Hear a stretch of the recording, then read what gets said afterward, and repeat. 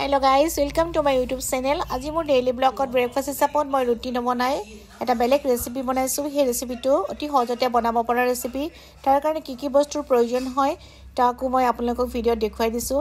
এয়া খুব ধুনীয়া এটা ৰেচিপি। আহক তেতিয়া হলে প্ৰথমতে মই ৰেচিপিটোৰ কাৰণে লৈছো 1 কাপ বেসন আৰু তাৰ পৰিমাণ অনুযায়ী তেনেকৈ 1 কাপ ৰাইচ পাউডাৰ আৰু 1 কাপ সুজি। এইখিনি ধুনীয়াকৈ লোৱাৰ পিছত তাত মই 2 চামুচ ডাঙৰ চামুচ দি 2 চামুচ দৈ ঢালি দিছো। দৈ ঢালি দিয়াৰ পিছত তাত অকমান পৰিমাণ অনুযায়ী মই নিমখ ঢালি দিছো। ঢালি দিয়াৰ পিছত ধুনীয়াকৈ মিক্স কৰি ললো। মিক্স কৰি লোৱাৰ পিছত মই তাত যিমানখিনি পানীৰ প্ৰয়োজন সিমান হিচাপত পানী ঢালি ভালদৰে এইটো মিক্স কৰি ললো।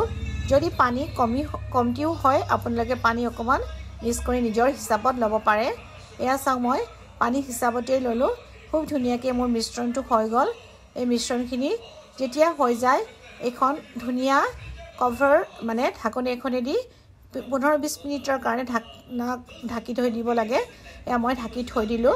তাৰ পিছত মই ইয়াত ইউজ কৰিবৰ কাৰণে যিখিনি ভেজিটেবলছ এই ভেজিটেবলছখিনি চাওক বিলাহী আলু কেপচিকাম সকলোখিনি মই খুব ধুনীয়াকৈ পিহি ললো।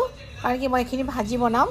তাৰ পিহি লোৱাৰ পিছত খুব ধুনীয়াকৈ চাওক আপুনি পিহি লোৱাৰ পিছত মই এখন কেৰাহীত খুব ধুনীয়াকৈ তেল অকমান ঢালি তাতে কলা সৰিয়হ অকমান ঢালি দিছো আৰু শুকান জলকীয়া হাতেদি বা কটাৰীৰে নাকাটি মই কেঁচি এখনেদি পিচকে কাটি দিছো।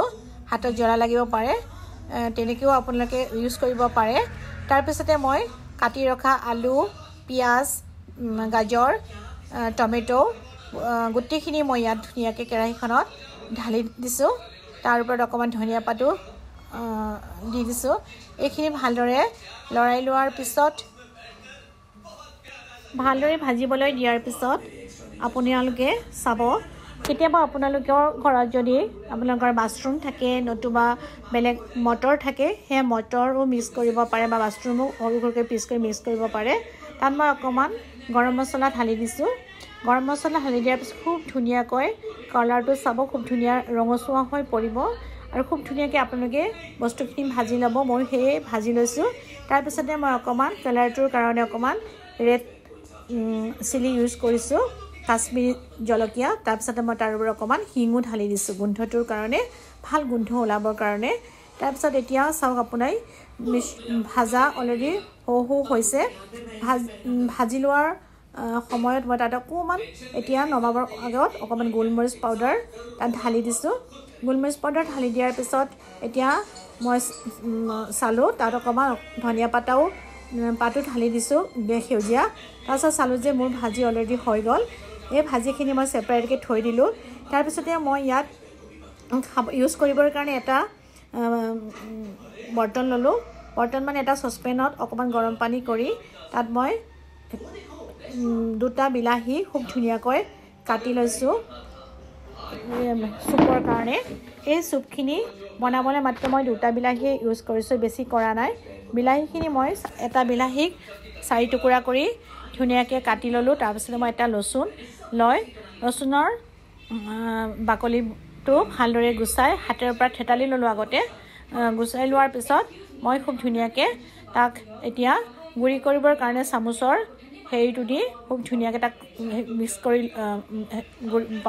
কৰি পেষ্ট কৰি ললো। লোৱাৰ পিছত মই সিজাই ৰখা বিলাহীখিনিৰ ওপৰত দি দিলো। তাত মই একো বেলেগ বস্তু মিশ্ৰণ নকৰো। অকল বিলাহী আৰু নহৰুৱে অকল ইউজ কৰিছো। তাত কোনো জলকীয়া এতিয়া বৰ্তমান একো দিয়া নাই। ভালদৰে যেতিয়া বইল কৰা হৈ গল বা হৈ যাব তেতিয়া কি কৰিম মই এটা মিক্সিৰ জাৰত সিজাই ৰখা বিলাহীখিনি আৰু নহৰুখিনি খুব ধুনীয়াকৈ এটা মিশ্ৰণ এটা বনাম।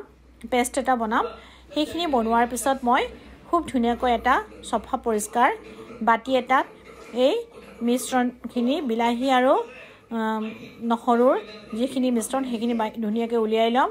উলিয়াই লোৱাৰ পিছত তাত পৰিমাণ অনুযায়ী অকমান নিমখ আৰু অকমান গোলমৰিচ দি দিম আৰু অকমান তাত আপুনি কাটি ৰখা সেউজীয়া গ্ৰীণ ধনিয়া পাতৰ ওপৰত দি দিব।